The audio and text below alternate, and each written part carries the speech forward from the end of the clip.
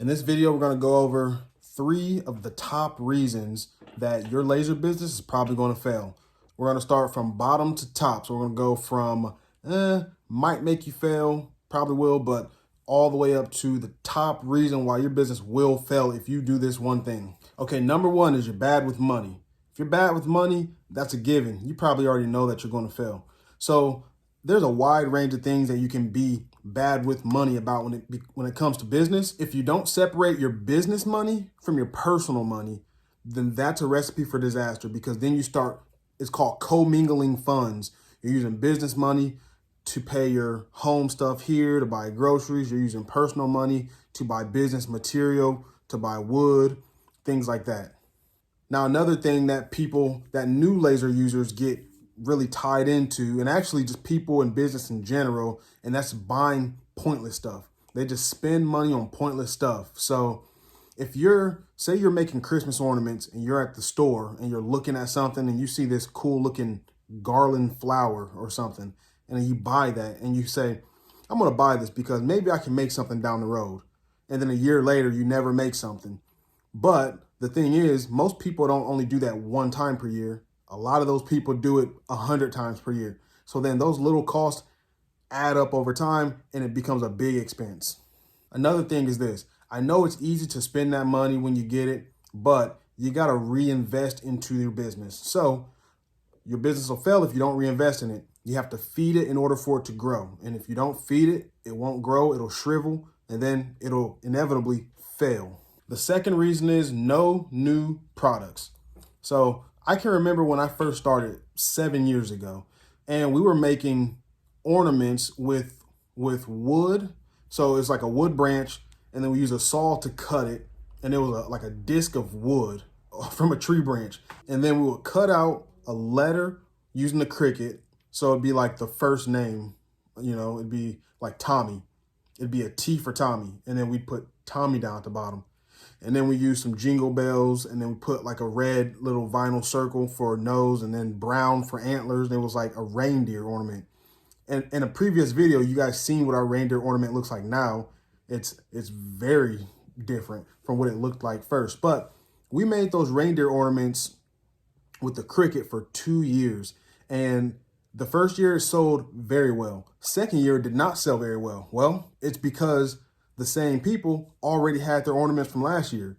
So why would they buy any more unless they had a new baby or addition to their family, or if they're buying for someone else? And that did happen. But all in all, those people still bought their ornaments, and they're going to last them for 5-10 years, maybe more. So you always want to be working on new products. You always want to keep your product new and fresh.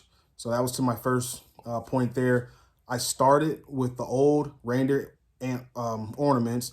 But then maybe it was the first year we had the glow forge. I don't know, 2 years ago, 3 years ago, whenever that was, we started making these reindeer ornaments. And guess what? All those people that bought the old reindeer ornaments, they wanted to buy the new reindeer ornaments.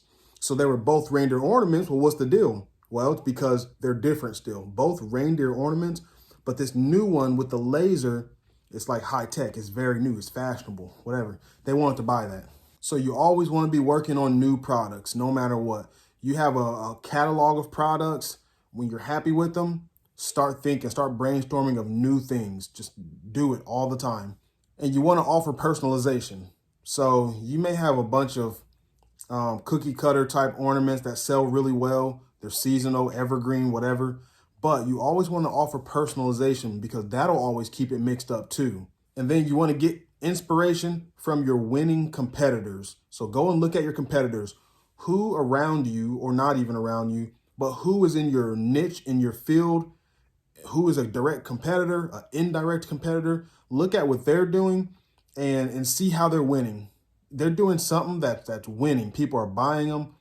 They're doing a hands down job with it. They're doing great. So what you want to do, you don't want to copy them. Like I said before, you want to get inspiration. So see what they're doing, see how it works. What aspects of that product is working well for them? And then try to implement that with something that you come up with.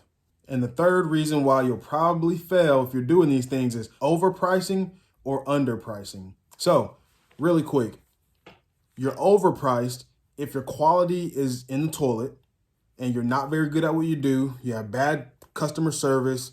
You don't get back to people. You use the cheapest wood. You're late on your orders, things like that. Charging way too much. That's overpricing. That's overpricing because people don't want to do business with you. You have a sucky product.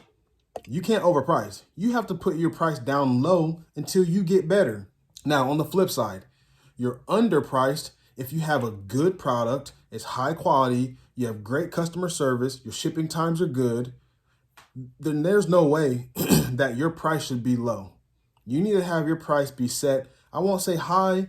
You know, if you're not selling a luxury product, then don't make it a luxury price, but you need to be compensated for your good work. If you're doing a great job, you need to make sure that your work is set apart from the other guy who doesn't give a hoot. You know, the first thing that a new business owner wants to do with their product or service is lower the price, or they want to enter the marketplace with a very low price. And that's a terrible idea. It says your product is low quality. Once you lower your price, you can only offer value on changing the price. And most of all, you'll only make tiny profits and you'll struggle to stay in business. Do not lower your price just to undercut everybody. Okay, so these are the 3 reasons and the little details on the 3 reasons why you might fail if you're following these. So comment below, let me know which of these you're doing. Let me know the ways that you're going to change. And if you want to see more videos and learn more things like this, please like and subscribe to this channel. Like this video, subscribe to this channel, maybe share it with someone who has a laser, and YouTube will show you more videos like this and put me in front of you more often, and then we can learn from each other. Thank you.